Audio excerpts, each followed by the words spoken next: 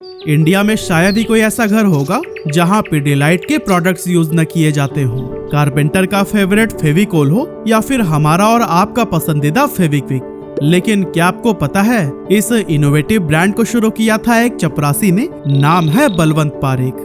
अब वैसे तो आज के टाइम पर इस कंपनी का कोई स्ट्रॉन्ग कॉम्पिटिटर ही नहीं है, लेकिन जब इस कंपनी ने फेविकोल जैसे प्रोडक्ट को लॉन्च किया था तब कोई भी इसे खरीदने तक को तैयार नहीं था। लेकिन फिर ऐसा क्या हुआ कि पिडिलाइट ने न सिर्फ चीजों को जोड़ा बल्कि हर किसी के दिल में अपनी जगह बना ली। आज के इस इंस्पायरिंग जर्नी में हम सब कुछ बहुत डिटेल में जानने वाले हैं।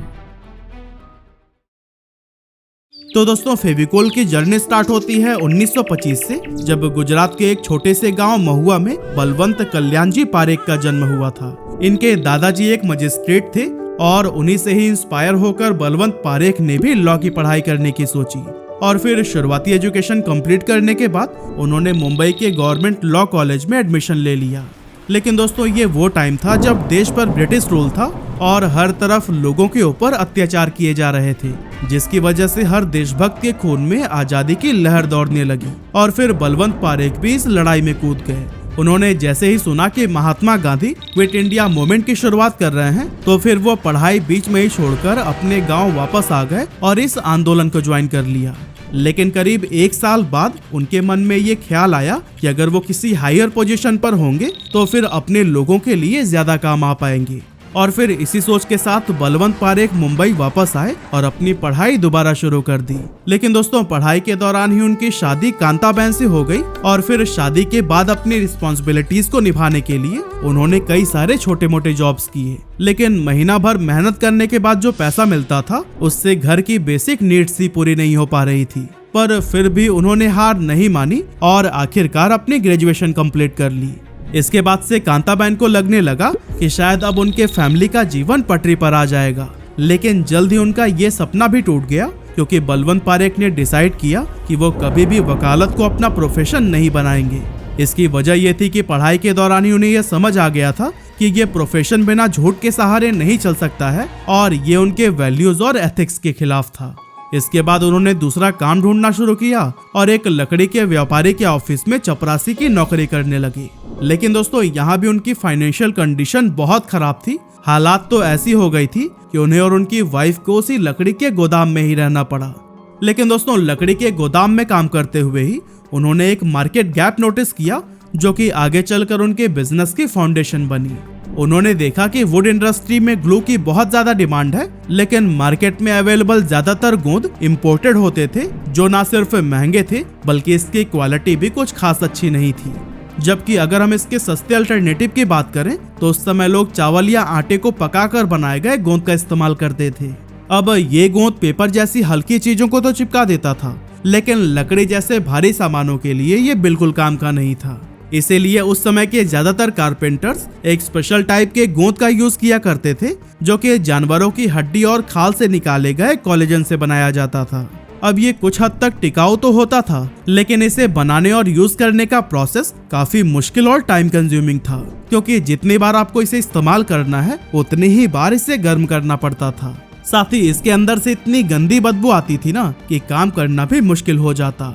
और फिर जो कारीगर प्योर वेजिटेरियन थे, उनके लिए जानवरों की हड्डियों से बना गोंद इस्तेमाल करना उनका धर्म भ्रष्ट करने के जैसा था। और फिर इन्हीं सभी प्रॉब्लम्स को देखते हुए बलवंत पारेख ने सोचा कि क्यों ना कोई ऐसा गोंद बनाया जाए जो कि इजी टू यूज हो, स्ट्रॉन्ग हो और हाइजेनिक भी। लेकिन दोस्तों, ये काम इतना आसान नहीं था, क्योंकि प्रोडक्ट पर रिसर्च करने और मैन्युफैक्चरिंग यूनिट सेटअप करने में बहुत बड़े फंड्स की जरूरत थी, जो कि उस टाइम बलवंत के पास में नहीं थे। लेकिन इसी बीच बलवंत पारेख की मुलाकात मोहन नाम के एक इन्वेस्टर से हुई और फिर दोनों ने मिलकर कोई बिजनेस शुरू करने का फैसला किया। थोड़ा दिमाग लगाने के बाद से 1950s में उन्होंने बाहर के देशों से साइकिल्स, सुपारी, केमिकल्स और डाइज इंपोर्ट करके इंडिया में बेचना शुरू कर दिया। इस बिजनेस से उन्हें काफी अच्छा प्रॉफिट हुआ, जिसकी वजह से धीरे धीरे करके उनकी फाइनेंशियल कंडीशन इम्प्रूव होने लगी। और फिर जल्द ही बलवंत पारेख अपनी फैमिली के साथ मुंबई के सायन इलाके में एक छोटे लेकिन कंफर्टेबल फ्लैट में शिफ्ट हो गए। लेकिन दोस्तों, अब शुरू होती है उनकी असली कहानी। बलवंत पारेख ने केमिकल्स और डाइस के बिजनेस में गहराई से काम करना शुरू कर दिया और इसके लिए उन्होंने जर्मनी के एक कंपनी फेडको के साथ में पार्टनरशिप कर ली। हालांकि फेडको खुद केमिकल्स की मैन्युफैक्चरर नहीं थी, यह जर्मनी की एक बड़ी कंपनी हॉचेस्ट के लिए मिडलमैन का काम करती थी। मतलब कि हॉचेस्ट केमिकल बनाकर फेडको को देती और फिर फेडको उन्हें बलवंत पारेख को सप्लाई करता था। अब 1950s में भारत की टेक्सटाइल इंडस्ट्री काफी तेजी से ग्रो कर रही थी, इसीलिए डाइज और केमिकल्स की डिमांड भी बहुत ज्यादा बढ़ गई और फिर इसी बढ़ती डिमांड के चलते हॉचेस्ट ने इंडियन मार्केट से खूब प्रॉफिट कमाया। इस सक्सेस से इम्प्रेस होकर 1954 में हॉचेस्ट के मैनेजिंग डायरेक्टर ने बलवंत पारेख को जर्मनी आने का इनविटेशन दिया और फिर पारेख जर्मनी जाकर 1 महीने तक रहे और वहां की एडवांस टेक्नोलॉजी और प्रोडक्शन के प्रोसेस को बहुत गहराई से समझा। इसी टाइम उन्होंने देखा कि हॉचेस्ट एक खास किस्म का गोंद बना रही थी जिसका नाम था मोविकोल। ये ग्लू लकड़ी के कई सारी चीजों को जोड़ने के लिए यूज किया जाता था, जो कि टिकाऊ तो था ही, लेकिन इसे यूज करना भी काफी आसान था। यानी कि इसे ना तो गर्म करना पड़ता था और न ही जानवरों वाले ग्लू की तरह इसे घंटों पकाना पड़ता था। लेकिन प्रॉब्लम ये थी कि अगर बलवंत इस गोंद को भारत में इंपोर्ट करते तो इसका प्राइस बहुत ज्यादा बढ़ जाता, जिसे कि गरीब कारीगर अफोर्ड नहीं कर पाते और प्रॉब्लम वहीं की वहीं रह जाती। ऐसे में उन्होंने सोचा कि क्यों ना अपने उस सपने पर काम किया जाए जो उन्होंने कई सालों पहले देखा था, यानी कि भारत में ही खुद का ऐसा गोंद बनाना जो कि ना सिर्फ किफायती हो बल्कि यहाँ के अलग अलग मौसम के लिए सुटेबल भी हो। इसी सोच के साथ उन्होंने जर्मनी में मोविकोल को बनाने के प्रोसेस को बहुत बारीकी से समझना शुरू किया और फिर भारत वापस लौटकर अपने भाई सुनील पारेख के साथ मिलकर इस तरह के ग्लू को तैयार करने में जुट गए। 1954 में उन्होंने मुंबई के जैकब सर्कल में एक छोटी सी फैक्ट्री लगाई और अपनी कंपनी का नाम रखा पारेख डाइकेम इंडस्ट्रीज। इसके बाद उन्होंने हॉचेस्ट से सीखी टेक्निक का यूज करते हुए भारत के लिए एक नया और स्वदेशी गोंद तैयार किया जिसका नाम रखा गया फेविकोल। यह नाम बेसिकली मोविकोल से ही इंस्पायर्ड था, जिसमें कोल का मतलब था 2 चीजों को जोड़ने वाला। 1959 में बलवंत पारेख ने फेविकोल को मार्केट में उतारा और फिर इसी साल उन्होंने अपनी कंपनी का नाम बदलकर पारेख डाइकेम इंडस्ट्रीज से पिडिलाइट इंडस्ट्रीज कर दिया। शुरुआत में फेविकोल को टेबल टॉप ग्लू के रूप में प्रमोट किया गया, जो कि स्पेशली फर्नीचर इंडस्ट्री के लिए एक परफेक्ट सोल्यूशन था। लेकिन ये बात लोगों को समझाना कंपनी के लिए बहुत मुश्किल होने लगा, क्योंकि ज्यादातर कारपेंटर्स और कारीगर ट्रेडिशनल ग्लू का इस्तेमाल करने के आदी हो चुके थे और उनका मानना था कि ये नया टाइप का ग्लू उनके ट्रेडिशनल ग्लू के जितना इफेक्टिव नहीं होगा। दूसरी तरफ बड़े कॉन्ट्रैक्टर्स और अमीर कस्टमर्स इंपोर्टेड एडेसिव्स को ही प्रीमियम क्वालिटी का प्रोडक्ट मानते थे और फेविकोल को एक लोकल और सस्ता प्रोडक्ट समझकर नजरअंदाज कर देते थे। अब क्योंकि पिडिलाइट के पास उस समय बहुत लिमिटेड रिसोर्सेज थे, इसीलिए बड़े लेवल पर टीवी या रेडियो एड्स करना पॉसिबल नहीं था। ऐसे में बलवंत पारेख ने एक नया तरीका अपनाया और ग्राउंड लेवल पर काम करना शुरू किया।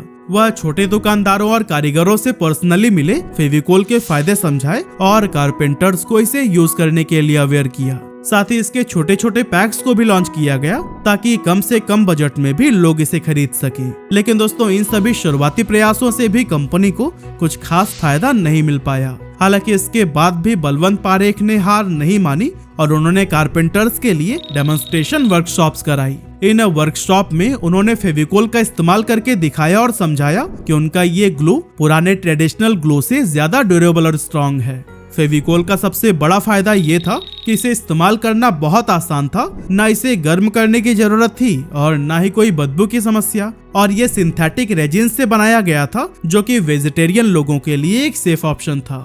बलवंत पारेख ने कारपेंटर्स को फेविकोल के फ्री सैंपल्स भी दिए ताकि वो खुद इसे ट्राई कर सके।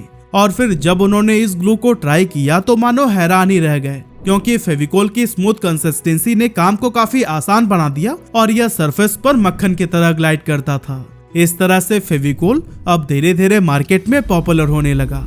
लेकिन दोस्तों, प्रॉब्लम यहीं पर खत्म नहीं हुई, क्योंकि फेविकोल का शुरुआती फॉर्मूला सिर्फ लकड़ी पर ठीक तरीके से काम करता था।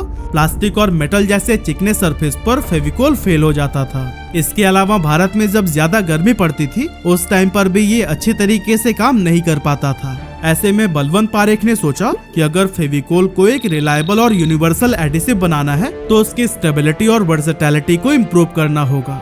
और फिर उन्होंने इस चैलेंज को एक्सेप्ट करते हुए R&D डिपार्टमेंट की नींव रखी और उसमें काफी सारा पैसा इन्वेस्ट किया। उन्होंने अलग अलग कारपेंटर्स और ग्राहकों से फीडबैक लिया और फिर इन फीडबैक्स के आधार पर फेविकोल के फॉर्मूला को न केवल पहले से बेहतर बनाया बल्कि अलग अलग जरूरतों को पूरा करने के लिए इसके कई सारे नए नए वेरिएंट्स भी डेवलप किए गए। एग्जाम्पल के लिए 1980 के टाइम जब कंपनी को शिकायत मिलने लगी कि ज्यादा ह्यूमिडिटी की वजह से उनके गोंद की पकड़ कमजोर पड़ जाती है, तो फिर पिडिलाइट ने इस प्रॉब्लम को सॉल्व करने के लिए फेविकोल MR लॉन्च किया, जो कि मॉइस्चर को रोककर ज्वाइंट्स को स्टेबल बनाए रखता था। इसी तरह से 1985 में कंपनी ने एक और इनोवेटिव प्रोडक्ट लॉन्च किया जो था फेविक्विक। असल में उस टाइम पर कारपेंटर्स और आम लोगों को एक ऐसे प्रोडक्ट की जरूरत थी जो कि क्विक रिजल्ट दे पाए, और फिर पिडिलाइट ने इस प्रॉब्लम को देखते हुए बस एक बूंद स्लोगन के साथ में फेविक्विक को मार्केट में उतारा। Yes, sir. फेविक्विक एडहेसिव जो बूंद भर लगे चुटकी में चिपकाए। फेविक्विक की खासियत ये थी कि ये सिर्फ लकड़ी ही नहीं बल्कि प्लास्टिक, मेटल, रबर और दूसरे मटेरियल्स को भी तुरंत जोड़ देता था। और फिर आगे चलकर भी डॉक्टर फिक्सिट, एमसिल, हीटेक्स और मरीन जैसे प्रोडक्ट्स लॉन्च किए गए, और फिर इतने सारे मार्केट डिमांड को फुलफिल करने का ही नतीजा है कि आज पिडिलाइट इंडियन एडहेसिव मार्केट का 70% से भी ज्यादा शेयर होल्ड करता है। बलवंत पारेख ने बहुत पहले ही यह समझ लिया था कि फर्नीचर में कौन सा ग्लू लगेगा यह डिसीजन अक्सर कारपेंटर्स ही लेते हैं, इसीलिए उन्होंने आम जनता को टारगेट करने की बजाय कारपेंटर्स और कॉन्ट्रैक्टर्स पर फोकस किया। इस डायरेक्ट कनेक्शन को मजबूत बनाने के लिए उन्होंने दिसंबर 2002 में फेविकोल चैंपियंस क्लब यानी कि FCC की शुरुआत की। FCC का मकसद कारपेंटर्स और कॉन्ट्रैक्टर्स को फेविकोल के अलग अलग प्रोडक्ट्स को कब, कहां और कैसे यूज करना है उसकी प्रैक्टिकल ट्रेनिंग देना था। आज FCC के 145 शहरों में 300 से भी ज्यादा क्लब्स हैं जिनसे कि 40,000 कारपेंटर्स जुड़े हुए हैं। लेकिन दोस्तों, पारेख जी ने अपने प्रोडक्ट्स को सिर्फ कारपेंटर्स तक सीमित नहीं रखा बल्कि ग्लू के छोटे पैक्स निकालकर बच्चों के स्कूल प्रोजेक्ट से लेकर उनके आर्ट एंड क्राफ्ट तक भी अपनी एक खास जगह बना ली। इस तरह से पिडिलाइट की शानदार सक्सेस और फेविकोल की जबरदस्त पॉपुलैरिटी ने उसे इंडियन मार्केट के हर एक घर में अपनी जगह तो दिला दी, लेकिन इसके बाद कंपनी के सामने एक नई दिक्कत खड़ी हो गई, फेक प्रोडक्ट्स की। एक्चुअली मार्केट में फेविकोल जैसे दिखने वाले घटिया क्वालिटी के फेक ग्लू बिकने लगे क्योंकि ज्यादातर लोग सिर्फ डिब्बे का डिजाइन, लोगो और ब्रांड नेम देखकर इसे खरीद लेते थे, और फिर स्कैमर्स ने इस बात का फायदा उठाना शुरू कर दिया। हालांकि जल्द ही पिडिलाइट ने इसे सीरियसली लिया और एक्शन में आ गई। उन्होंने फेविकोल के डिब्बों को यूनिक बनाया, अवेयरनेस कैंपेन चलाए और असली फेविकोल की पहचान जैसे लोगो, होलोग्राम और QR चेक करने के तरीके बताए। साथ ही नकली प्रोडक्ट्स बेचने वालों के खिलाफ लीगल एक्शन लिया गया और उनके ऑपरेशंस बंद कराए गए। और दोस्तों, इन सभी प्रयासों से नकली प्रोडक्ट की मार्केट कम हुई और फेविकोल पर कस्टमर्स का भरोसा वापस आ गया। और दोस्तों, पिडिलाइट ने फेविकोल को एक हाउस होल्ड नेम बनाने के लिए क्रिएटिव मार्केटिंग का भी बेहतरीन इस्तेमाल किया। सबसे खास बात यह है कि फेविकोल के विज्ञापनों में कभी भी बड़े सेलिब्रिटीज का सहारा नहीं लिया गया। इसके बजाय इनके एड्स में साधारण गांव का बैकग्राउंड और आम जनता जैसे रिलेटेबल कैरेक्टर्स को दिखाया गया। कई बार तो कंपनी ने अपने रियल कारपेंटर्स को भी एड कैंपेन में शामिल किया ताकि फेविकोल का जुड़ाव सीधे उन लोगों से हो सके जो कि इसे रोजमर्रा के कामों में इस्तेमाल करते हैं। फेविकोल की आइकॉनिक टैगलाइन दम लगा के हईशा आज भी लोगों के दिलों और दिमाग में ताजा है। ये फेविकॉल मरीन का मजबूत जोड़ है, पानी में भी नहीं टूटेगा। इसी तरह शर्मा के दुल्हनिया जैसे एड कैंपेन से कस्टमर्स फेविकोल से इमोशनली कनेक्ट हो गए। पड़ गयो नाम शर्माइन का सोफा, हाय रे शर्माइन का सोफा। फेविकोल के मार्केटिंग कैंपेन में ह्यूमर का खास रोल रहा है। फेविकोल का वो ओवर क्राउडेड बस वाला एड आपको याद है जिसमें लोग बस के अंदर और बाहर तक चिपके हुए नजर आते हैं। इस बात का यह बहुत परफेक्ट एग्जाम्पल है कि कैसे मजेदार अंदाज में भी प्रोडक्ट की स्ट्रेंथ को हाईलाइट किया जा सकता है।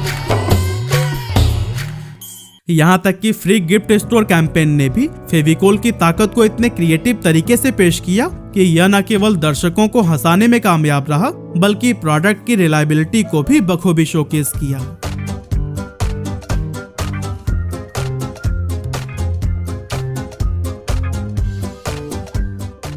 इस सब के अलावा पिडिलाइट की एक और खास स्ट्रैटेजी ये थी कि उन्होंने अपने कंपटीशन को कभी भी पनपने नहीं दिया।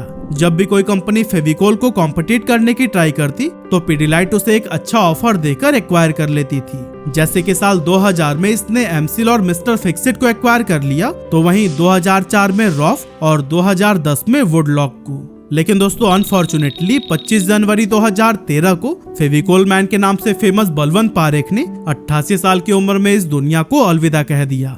फिलहाल अगर आज की बात करें तो बलवंत पारेख की विरासत को आज उनके बेटे मधुकर पारेख और अजय पारेख पूरी शिद्दत के साथ आगे बढ़ा रहे हैं और उनके विजन और डेडिकेशन ने पिडिलाइट इंडस्ट्रीज को एक नई ऊंचाइयों तक पहुंचा दिया है। आज पिडिलाइट के प्रोडक्ट्स 80 से भी ज्यादा देशों में आपको मिल जाएंगे। साथ ही Bangladesh, Brazil, Egypt, Kenya, Sri Lanka, Thailand, UAE और यूएसए जैसे कई सारे देशों में इसने अपनी एडवांस मैन्युफैक्चरिंग फैसिलिटीज भी सेटअप कर ली है। आज पिडिलाइट फैमिली की नेटवर्थ $14.6 बिलियन है और वो फोर्ब्स इंडिया रिचेस्ट लिस्ट में 17वें नंबर पर आते हैं। तो दोस्तों अंत में बस मैं यही कहना चाहता हूँ कि पिडिलाइट की सक्सेस ने हमें सिखाया कि मेहनत, इनोवेशन और सही मार्केटिंग स्ट्रैटेजी से कोई भी ब्रांड लोगों के दिलों में अपनी जगह बना सकता है।